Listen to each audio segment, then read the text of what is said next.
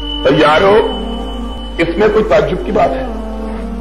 ہم اپنی آنکھوں سے بے شمار مذہبی رسمیں دیکھتے ہیں جن کا پہلے آج سے 20 سال پہلے کوئی وجود، میں نے کبھی بات تعصب کی نہیں کی، لیکن صرف سمجھانے کے لیے کہتا ہوں، اللہ جانے کسی کا دل دکھانا مقصود، اور اگر کسی بھائی کو تکلیف ہو تو میں پیشگی معافی مانگ لیتا ہوں۔ ہمارا کام دل دکھانا نہیں، بات سمجھانا ہے۔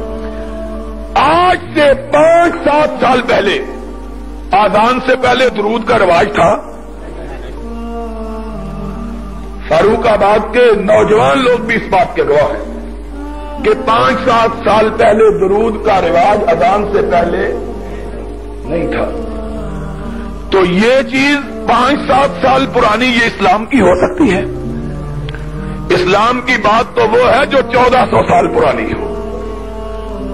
نئی چیز اسلام کی بات ہو سکتی؟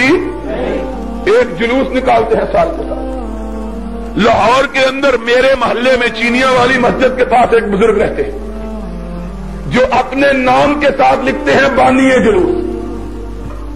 کیا لکھتے ہیں؟ بانی جلوس۔ 20-25 سال پہلے اس جلوس کا کوئی وجود نہیں تھا۔ ساری تاریخ 25 سال پہلے کی۔ اور سنو، 11ویں ختم۔ ایک آدمی کہنے لگا نہیں جی 11ویں کی بات آپ غلط کہتے ہیں۔ میں نے کہا وہ کیوں؟ کہنے لگا یہ تو بہت پرانی ہے۔ میں نے کہا کتنی؟ کہنے لگا جب سے شیخ عبد القادر جیلانی پیدا ہوئے ہیں۔ میں نے کہا تیرے خیال میں شیخ عبد القادر جیلانی رسول اللہ کے زمانے میں پیدا ہوئے تھے صلی اللہ علیہ وسلم؟ کب پیدا ہوئے؟ 600 سال بعد۔ پرانی کتنی ہے؟ کتنی پرانی؟ لاؤ ایک ایک بات کو، فقہ کی کتابوں کے پشتارے لاؤ۔ کوئی دنیا میں فقہ کی کتاب 500-600 سال سے پرانی موجود؟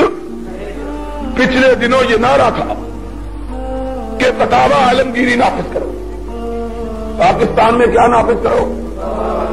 لاہور کے ایک مفتی صاحب بڑے قابل احترام ہیں، انہوں نے بھی کہا کہ پاکستان میں اسلامی نظام کے نافذ کرنے کے لیے فتاوی عالمگیری نافذ کیا جائے۔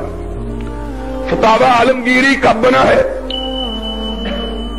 اورنگزیب عالمگیر رحمت اللہ علیہ کے حکم پر ان کے زمانے میں۔ کتنے سال پہلے؟ 300 سال پہلے۔ 300 سال پہلے اس فتاوی عالمگیری کا کوئی وجود کائنات میں موجود نہیں تھا۔ یہ تھا تو بتلا دو۔ یہ جو مذہب بنے ہیں بستیوں کے نام پر، 100 سال پہلے ان بستیوں کا نام بھی کوئی جانتا تھا؟ نام نہیں تھا۔ آؤ کعبے کے رب کی قسم ہے، اہل حدیث کا ایک مسئلہ لاؤ جو 1400 سال پرانا نہ ہو۔ ہم اپنے باپ کے بیٹے نہیں اگر اس مسئلے کو پاؤں کی ٹھوکر پہ نہ رکھ دیں۔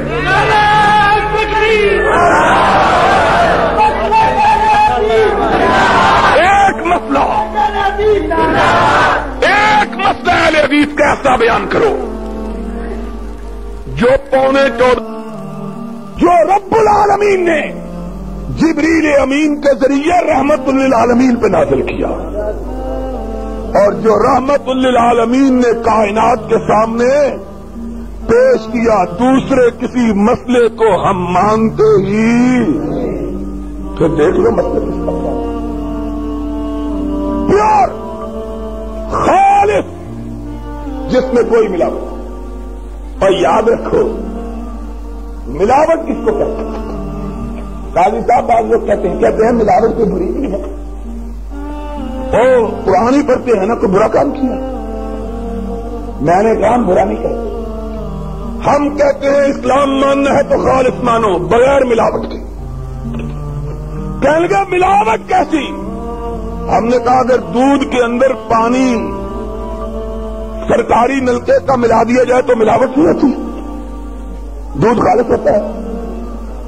اور اگر نہر کا ملا دیا جائے تب، اور اگر آب زمزم ملا دیا جائے تب، اگر دودھ کے اندر چاہے زمزم کا پانی ملا دو تب بھی دودھ خالص نہیں رہے گا. اگر اسلام کے اندر کسی نیک سے نیک آدمی کی بات بھی ملا دو اسلام خالص نہیں رہے گا. خالص اسلام صرف وہی ہے جو رب کے رسول نے صدیق و فاروق کو عطا کیا تھا, اور کوئی اسلام خالص باقی سب بناتے. اگر اہل حدیث بھی یہ کہے کہ ہمارے بزرگوں نے یہ کہا ہے نہ مانو, سمجھ لو کہ اس کے مذہب میں ملاوٹ آ گئی. اس اہل حدیث کی مانو جو یہ کہے قال اللہ و قال رسول اللہ, اللہ کی مانو یا رسول اللہ کی مانو. کیوں؟ اللہ کی بات غلط نہیں ہو سکتی اور رسول کی بات کا ذمہ عرش والے نے خود لے لیا ہے. عرش والے نے ما ينطق عن الهوى ان هو الا وحی. جاؤ دنیا والوں کسی دوسرے کو کہو کہ وہ سینے پہ ہاتھ مار کے کہے کہ ہمارا ایک مسئلہ بھی ایسا نہیں جو قرآن و سنت کے خلاف نہ. کہو لوگوں, میں کہتا ہوں اہل حدیث کے مسلک کا ایک مسئلہ بھی ایسا نہیں جو قرآن و حدیث کے خلاف ہو. کیوں؟ اس لیے کہ ہم اس مسئلے کو مسئلہ ہی نہیں سمجھتے جو قرآن حدیث کے اندر موجود نہیں. ہم اس کو مسئلہ ہی, جب بات اتنی کھری انشاءاللہ لوگ اس کو مانتے ہیں, مان رہے ہیں, مانیں گے.